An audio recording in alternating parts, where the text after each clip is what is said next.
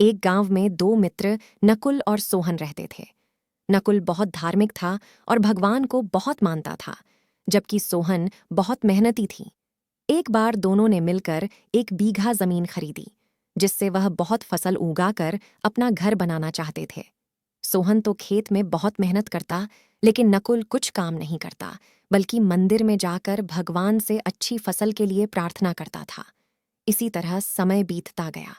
कुछ समय बाद खेत की फसल पककर तैयार हो गई, जिसको दोनों ने बाजार ले जाकर बेच दिया और उनको अच्छा पैसा मिला। घर आकर सोहन ने नकुल को कहा कि इस धन का ज्यादा हिस्सा मुझे मिलेगा, क्योंकि मैंने खेत में ज्यादा मेहनत की है।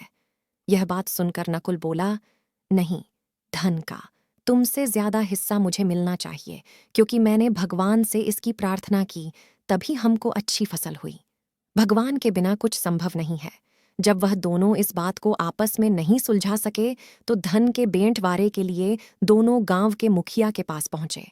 मुखिया ने दोनों की सारी बात सुनकर उन दोनों को एक एक बोरा चावल का दिया, जिसमें कंकड़ मिले हुए थे।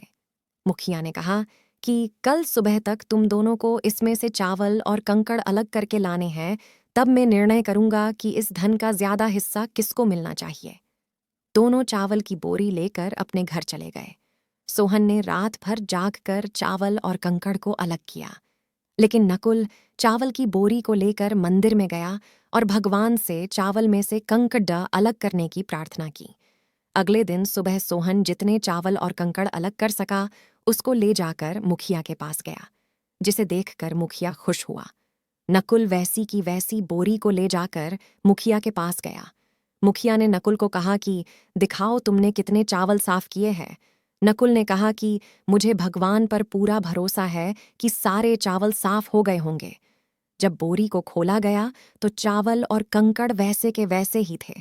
जमींदार ने नकुल को कहा कि भगवान भी तभी सहायता करते हैं जब तुम मेहनत करते हो। जमींदार ने धन का ज्यादा हिस्सा सोहन को दिया। इसके बाद नकुल भी सोहन की तरह खेत में मेहनत करने लगा और अब की बार उनकी फसल पहले से भी अच्छी हुई। दोस्तों, यह रही मेहनत के फल की कहानी। ये कहानी कैसी लगी हमें कमेंट्स में ज़रूर बताएं। हमारे चैनल को सब्सक्राइब करना न भूलें और हमें अपनी सुझाव भी दें। धन्यवाद और फिर मिलते हैं अगले वीडियो में। धन्यवाद।